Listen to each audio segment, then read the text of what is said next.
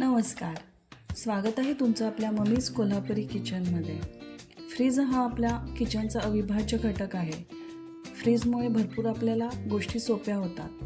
अगदी थंडगार रेसिपीपासून ते मील प्रिपरेशनपर्यंत आपल्याला ह्या फ्रीजचा उपयोग होतो.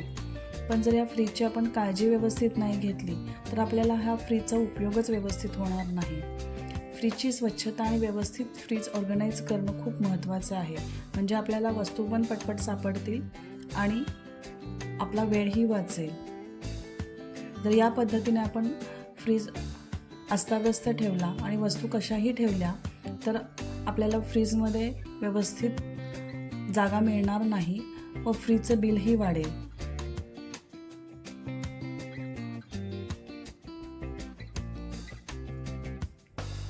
फ्रीजमध्ये गरज नसताना आपण वस्तू भरपूर भरून ठेवतो. काही गोष्टी आपल्या फ्रीजच्या बाहेरसुद्धा व्यवस्थित राहू शकतात, पण आपण फ्रीज भरतो. चला तर आपण सुरू करूया की फ्रीज कसा ऑर्गनाईज करायचा. त्यासाठी प्रथम आपण फ्रीजची लाईट बंद करू आणि फ्रीज मोकळा करून घेऊ. एखादी गोष्ट ऑर्गनाईज करायची असेल किंवा व्यवस्थित ठेवायची असेल तर पहिल्यांदा ती मोकळी करून घेणं गरजेचं आहे. म्हणजे आपल्याला किती जागा उरते हे आपल्याला कळतं. आता आपण त्यासाठी एक DIY क्लीनर तयार करू. त्याच्यामध्ये सोडा, डिशवॉशर लिक्विड आणि विनेगर असं मिश्रण तयार करून पाण्यामध्ये सगळं मिक्स करून आपण त्याने फ्रीज पुसून घेऊ. आणि फ्रीज पुसल्यानंतर आपण थोड्या वेळ तो उघडा ठेवू. तर आपण मंडईतून जेव्हा भाज्या आणतो तेव्हा आणल्यानंतर त्या धुवून आणि सुकवून ठेवाव्या. अगदी कांद्याची पातसुद्धा आपण धुवून नंतर कट करून एका डब्यात भरून ठेवली तर आपण वेगवेगळ्या रेसिपीजसाठी वापरू शकतो. फक्त कोथिंबीर आपल्याला धुवून ठेवता येणार नाही. टमॅटो, गाजर, वेगवेगळ्या पालेभाज्या निवडून जर पेपरमध्ये रॅप करून ठेवल्या तर त्या आठवडाभर व्यवस्थित जातात. फक्त त्याचं पाणी अगदी कोरडं झालं पाहिजे, पाणी पूर्ण निथळलं पाहिजे. आता वेगवेगळी फळं आपण फ्रीजमध्ये ठेवतो. केळी तर आपण फ्रीजमध्ये ठेवू शकत नाही कारण बाहेर खूप छान राहतात. फ्रीजमध्ये फळं ठेवल्यामुळे त्याची नॅचरल चव जाते. अगदी जास्त पिकली असतील तर फळं फ्रीजमध्ये ठेवावीत, नाहीतर शक्यतो बाहेरच ठेवावीत. पालेभाज्यासुद्धा धुवून कोरड्या ठेवल्या तर त्या छान राहतात. ओलसर ठेवल्या किंवा अस्वच्छ ठेवल्या तरी राहत नाहीत. ही कांद्याची पात आपण वरच्या पातीचा कांदा जर नुसता ठेवला तरी चालतो किंवा असा कट करून ठेवला तरी चालतो. पटकन कुठलीही रेसिपी असेल तर पण पटकन वापरू शकतो. आता आपण हा असा ऑर्गनायझरसुद्धा खरेदी करू शकतो ज्याच्यामध्ये आपण निवडून ठेवलेला लसूण, प्रत्येक वेळी लसूण सोलण्यामध्ये खूप वेळ जातो. मिरच्या, कोथिंबीर, कढीपत्ता, लिंबू एकाच ठिकाणी असेल तर पटकन रेसिपी होते. 10 वेळा फ्रीज उघडायला लागत नाही व त्याच्यामुळे फ्रीजचं बिलही येत नाही.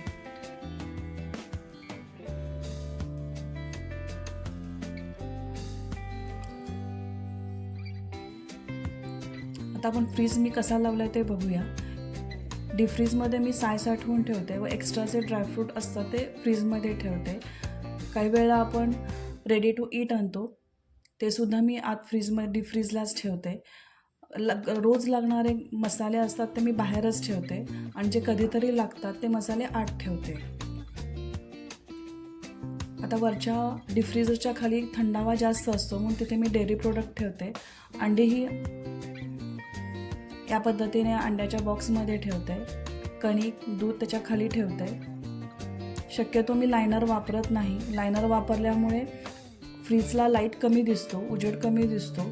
त्याच्यापेक्षा प्रत्येक वेळी जर आपण पुसून घेतलं तर जास्त बरं पडेल.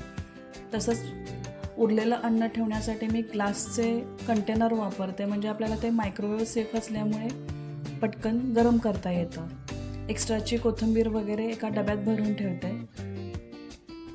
खराब होणारे म्हणजे पटकन कीड लागू शकणारे रवा, मैदा हा सुद्धा मी आत ठेवते.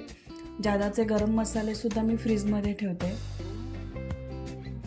असे वेगवेगळे आपल्याला बकेट्स मिळतात, त्या बकेटमध्ये आपण ठेवू शकतो. खालच्या क्रिस्पर बॉक्समध्ये आपण वेगवेगळ्या भाज्या निवडून स्वच्छ करून ठेवू शकतो. एखाद्या प्लॅस्टिकच्या पिशवीमध्ये किंवा झिपलॉक बॅगमध्ये ठेवू शकतो. अशा पद्धतीने मी हा फ्रीज अरेंज केलेला आहे. दरवाज्यावर आपण जास्त लोड द्यायचा नसतो, त्यामुळे मी अगदी ठराविकच गोष्टी ठेवते. इथे इसेन्स ठेवलेला आहे. सॉस बाहेर राहतात, पण जेव्हा आपण ओपन करतो तेव्हा व्यवस्थित टोपण जर नाही लावलं तर ते खराब होऊ शकतात, म्हणून मी फ्रीजमध्येच ठेवते. उरलेले जे बॉक्स असतात त्या बॉक्समध्ये आपण अशा बाटल्या अरेंज केल्या तर त्या पडणार नाही.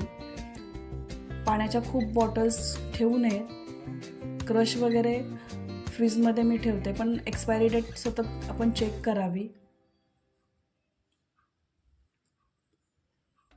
एखाद दुसरी सोडा बॉटल ठेवली तरी चालते, पण भरपूर सोडा बॉटल, भरपूर पाण्याच्या बॉटल्स ह्याच्यामुळे दरवाजावर ताण पडून दरवाजा खराब होऊ शकतो.